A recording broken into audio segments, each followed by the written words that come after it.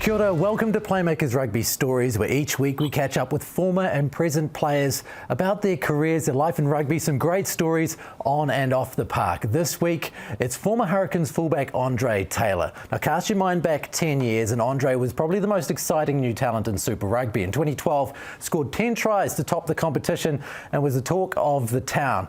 These days, he's back home in Palmerston North, having returned from finishing his career in Japan, although, Andre, it seems like you're still playing a little bit of footy, mate. Yeah, obviously I came back from Japan and then signed on with the Turbos and then got into a bit of coaching and then now back playing. So, yeah, it's very interesting. So you're playing club footy for old boys in Palmy? Yeah, college old boys in Palmerston North.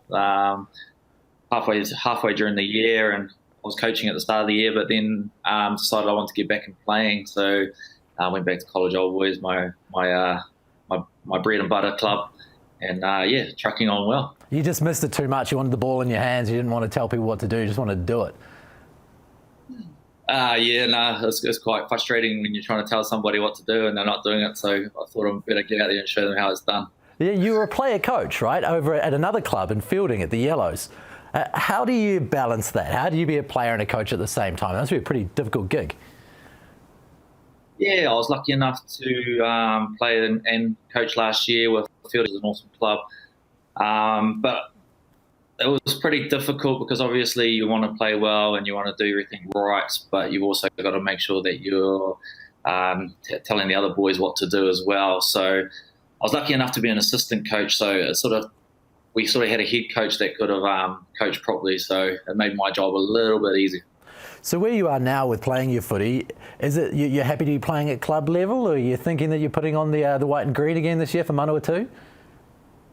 Well, I haven't really thought that far ahead, but obviously I've just got to get back into playing some code and just enjoying myself, and then whatever opportunities come, they come. I'm easy, I'm happy just to play club, but if it goes further, then I'm willing to step in. If Liam Mason can do it, I'm pretty sure I can.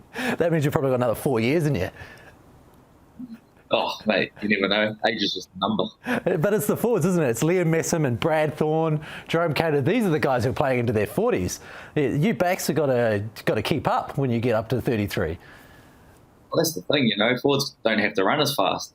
So, their legs and hamstrings and all that can stay attached, whereas us outside backs get to an old age and, we're expected to sprint repeat speed after each other. So it's like, just takes one for the team for the injury. So you said that Japan really suited you. Was it the footy that suited you, your style of game, the attacking style of game? Yeah, obviously if people are lucky enough now to be able to watch it on Sky Sport. And if you do watch it, it's very fast-flowing. It's very offloading type game. And it suited me to a T, as me, as a player, I love to counter-attack. So there was heaps of room over there. And the coaches that I had over there were awesome. They just allowed me to do whatever suited me. So it made it so much easier, mate. Yeah. How easy it was for you, obviously, with language barriers and those kind of things, to play a position where communication is really, really relevant? Yeah, well, obviously the language was the hardest part. But then when you go into teams that have, say, English-based players that have been there for ages, they learn how to speak the language so they can sort of help you out on the field. I sort of learned the language by just talking to the Japanese boys off the field. The terminology on the field was pretty simple, pretty basic calls, obviously to suit everyone. And yeah, it was very interesting, but got there in the end and got through it. So that was pretty good. Some amazing outside backs over there. I'm thinking Kengi Fukuoka, Matsushima guys, Japanese guys who are just, and we saw it at the World Cup, impossible to tackle it sometimes. Was it a good challenge taking on those kind of guys? Yeah, they're just real elusive. You don't know what they're going to do. But, to play against the top experienced guys in Japan was awesome. It's just like playing the best here in New Zealand. There was a few times I got burnt. I'm not going to lie about that. We all burnt at some point in our lives. So, yeah, I'll be honest. Yeah, now at 33, are you getting burnt at Old Boys, or you're fine? No, I've had to sort of adjust, and I start positioning myself a lot better and trying to be one play ahead of the first five so that I don't have to do too much running. Fair enough. Now, you were telling me the other day that you guys play on a Thursday night. Why do you play your club footy down there on a Thursday night? Well, the only reason we played on Thursday night was because of obviously duck shooting this weekend. So it was just a one-off thing, and the teams, both teams that played, have a lot of farmers and things like that. So obviously, if we didn't hold it on a Thursday night, then on most of the game probably would have got cancelled on Saturday, and we didn't want that. So we agreed to play on a Thursday night so that everyone could go duck shooting. So how does that work? The captain calls the other captain and goes, "Hey, mate, look, we've seen a few ducks around, and we really should get out on the mai-mai." Well, yeah, pretty much. That's pretty much how it works. There used to be another team that used to do it, and they used to have to try and work it so that that team would get the bye that week. Is there a feast coming up for you? Well, I hope so. We're training on Tuesday, so. So what you're saying is you weren't there duck shooting? No, unfortunately, I wasn't. I was spending a lot of family time, doing the right thing. But I'll get out for a duck shoot at some point. It's just a matter of time. Family time. Does that include shooting golf as well? Is that is that family time on the weekend?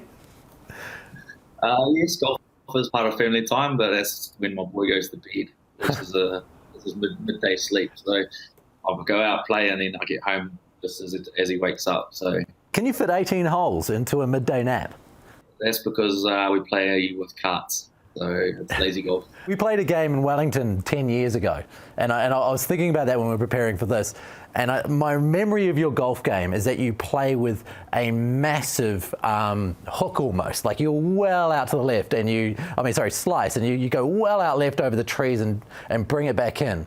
And in that same game, TJ Petinata was playing, and he plays with a huge draw over from the right tees and coming back into the middle. And I was just thinking about this is two very different ways of approaching the game.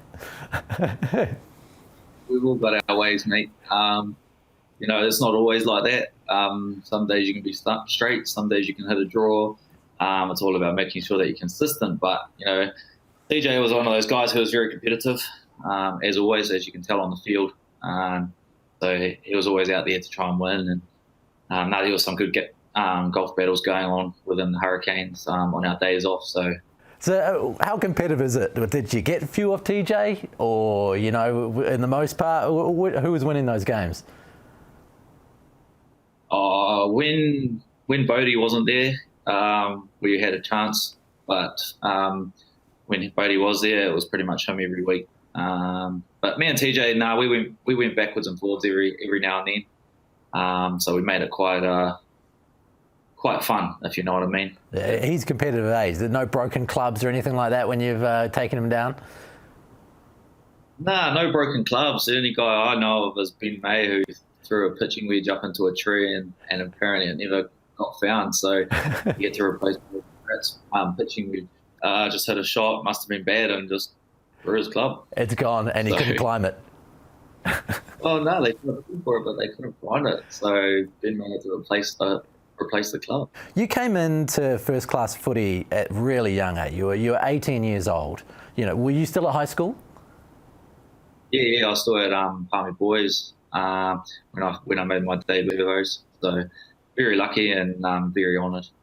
And so it was Dave Rennie brought you in. I think it was the first year of the Air New Zealand Cup, 2006.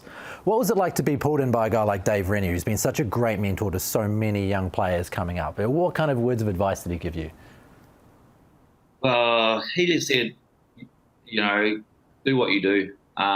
You play the game for how you want to play it, and you just look like you're out there having fun. So do the same for us, really. And then on top of that, he just sort of tried to guide me. He didn't try and change me completely. He just tried to guide me into the right player that I needed to be. So it was a good coach to have to pursue my career, and I've always thanked him for that opportunity. You're not the biggest rugby player out, and 4 games in, there's this bloke on the other side of you called Jonah Lomu. Yeah, admittedly, it was towards the end of Jonah's career, and he's making that comeback in North Harbour. But as an 18-year-old kid walking out onto the field to see arguably the biggest and best left wing that ever walked the planet. What was that like? Yeah, there was a big build-up about it that week. And I'm not going to lie, I was nervous. Jonah was a legend and still is a legend of the game. And to have the opportunity was just something that any kid at school would dream of. I remember the first time he touched the ball and he tried to in and out me, and all I did was just say, grab something. I tried to grab both his legs. My arms were only big enough to grab one because that's how big his body was, The second time I remember we had a 5 metre scrum and he had a 15 metre blindside, and I'm sitting there going, well, 5 metre scrum, 15 metre blindside, 120 kilos or whatever he was. He's in my 76. I'm looking at my loose forward going, which was Nick Croswell at the time, going, mate, you better help me out, And then next minute, the ball goes in, ball goes to him. I know it's coming, so I run up, close my eyes, and next minute we're in touch. And I don't know what happened. I just closed my eyes and just hoped for God. And he was there. All that was going through my mind was Michael Catt getting run over for England. I was like, don't be that doormat. At the end of the day, I got to go one-on-one, and it was a great battle. So really enjoyed that moment. Awesome. It wasn't long before you were in the Hurricanes setup. It was a couple of years later, you were kind of in the wider training squad, and then, next thing you know, 2010, I think it was, a Hurricane.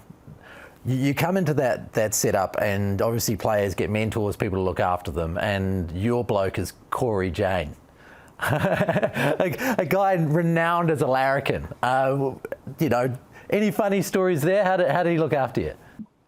It was just one game. Like, I did something wrong, and he was at fullback, and I was on the wing, and I did something wrong, and he come in and ripped my ear apart, just blew me to pieces. Why did you do that? Blah blah blah. And it made me learn, And then next minute, I'm like, well, he's the best fullback in the world. Why not listen to him and take his advice?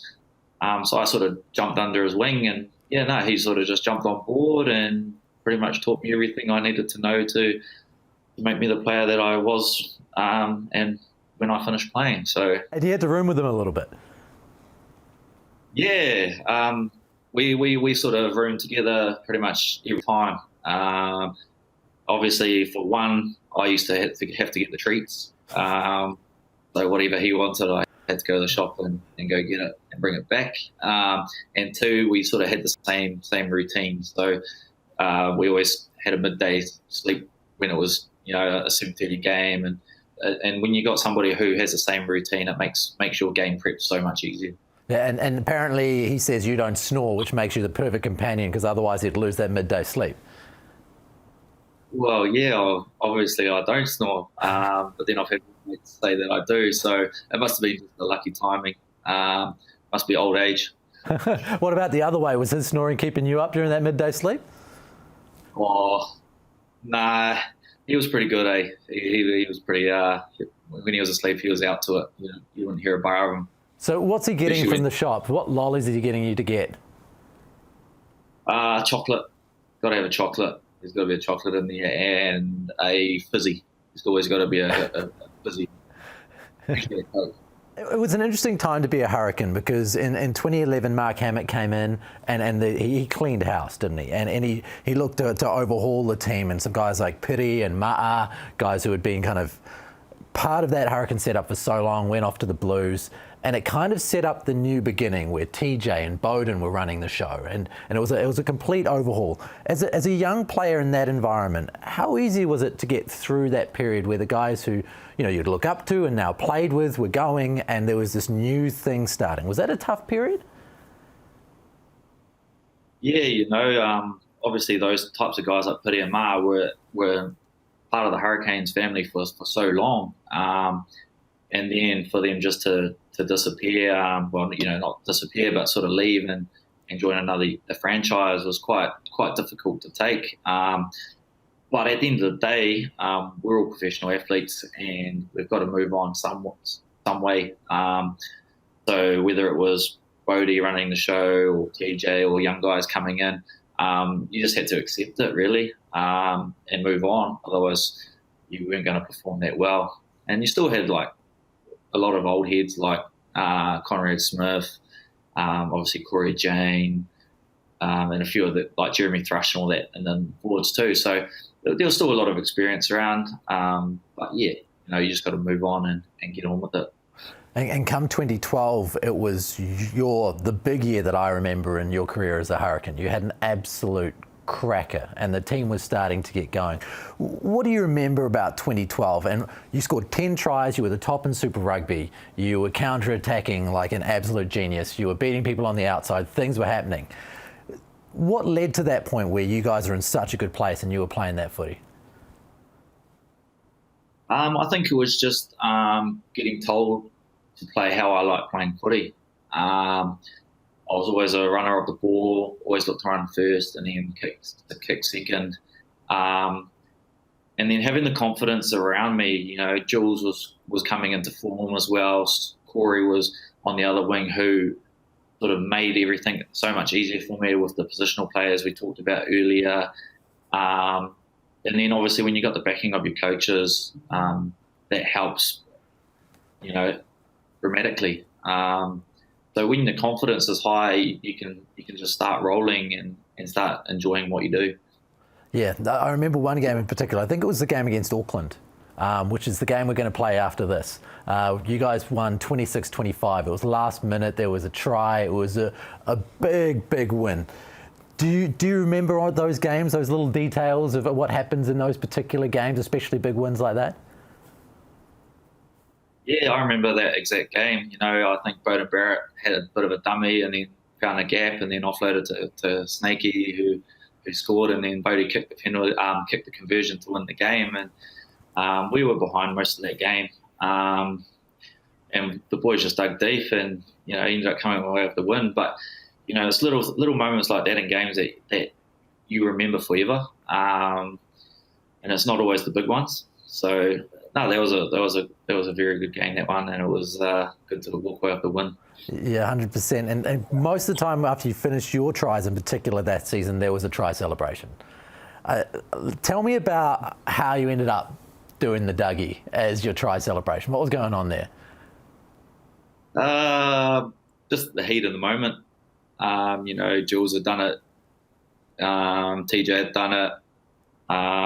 And when the adrenaline's rushing, it's just one of those things. It just happens, and obviously it just happened at that time. I'd scored 2 or 3 tries in that game, and that was the last one, I think. And yeah, just got up and why not? Are you practicing in front of the mirror at home during the week to make sure you nail this? Because you don't want to do that and stuff it up. You're going to look like an idiot. No, well, in the changing rooms during training and that, Jules would be having a bit of a dance session and whatnot, and CJ would get involved and TJ, and that was our little crew. And you sort of get up and have a bit of a boogie and have a bit of a laugh. But I'm not as good as TJ and Jules, that's for sure. You had a really good couple of years at the Canes there, and then you decided it was time to head off to Japan.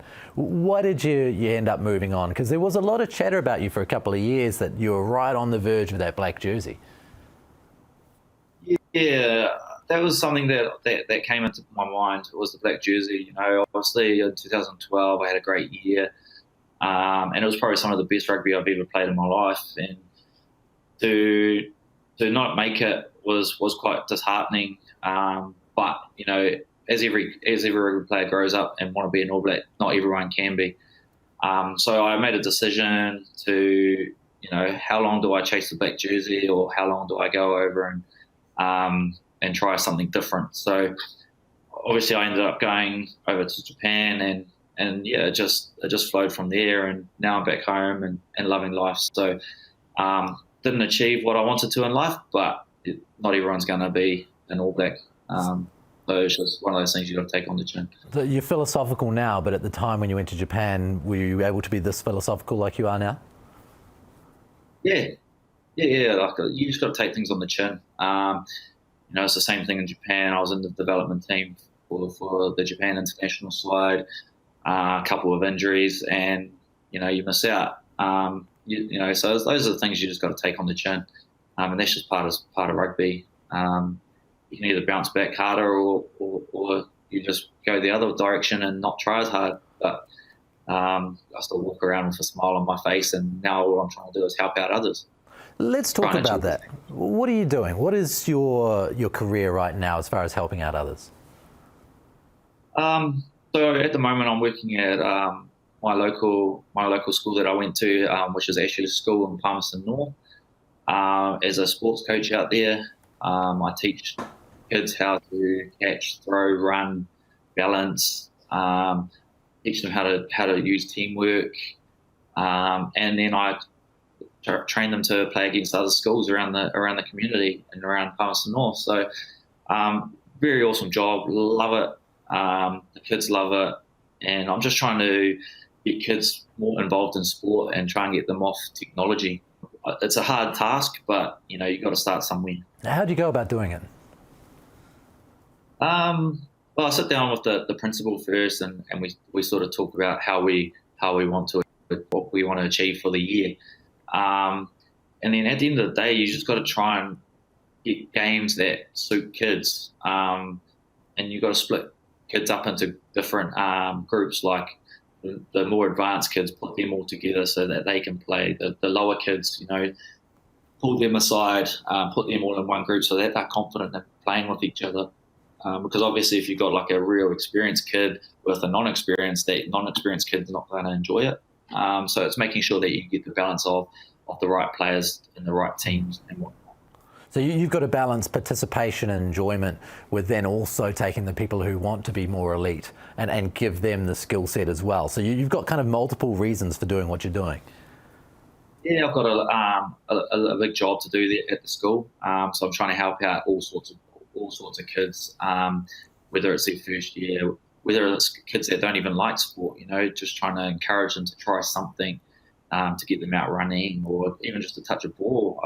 I had a kid last year who didn't even want to touch a ball, and by the end of the year I had them playing with balls. So it's just those things, those types of kids that you gotta keep working with, and you just got to have patience.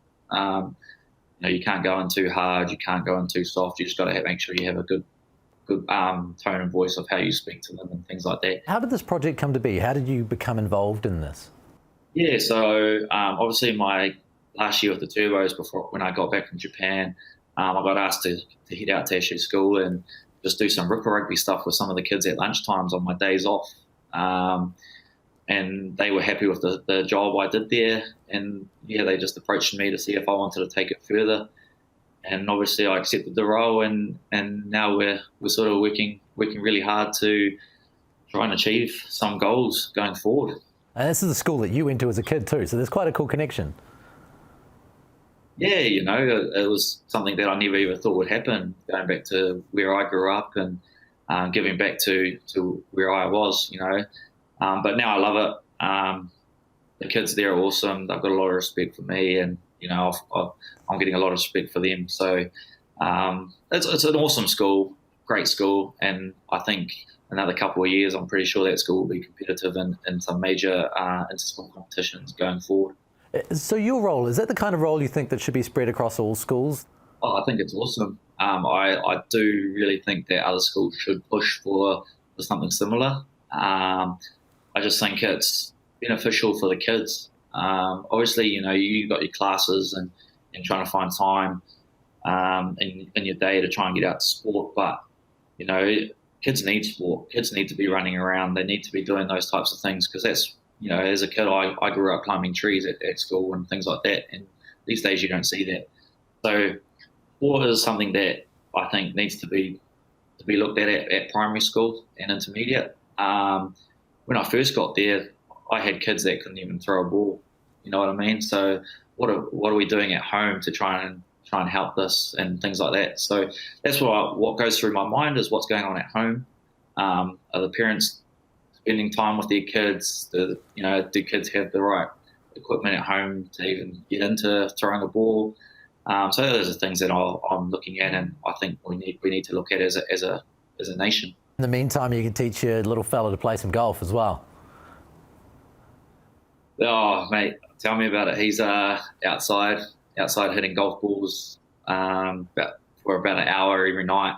I had to go buy him the plastic ones because he was getting so good with the hard balls. He was nearly breaking windows. The funny thing is that I went out there the other night and he's in the garden. And I'm like, "What are you doing, son?" And he's like, "I'm practice hitting out of the bunker." So he's turned my garden into a bunker, which is not good for the garden, but hey, as long as he's swinging a club, I don't mind. Thank you very much, Andre Taylor, for joining us on Playmakers Rugby Stories. Join us again every Wednesday where we bring back a former player, sometimes present players. We talk about their careers and also have a look at one of their greatest games, like the one coming up now, the Blues versus the Hurricanes. Andre Taylor. Catch us next week here on Sky Sport.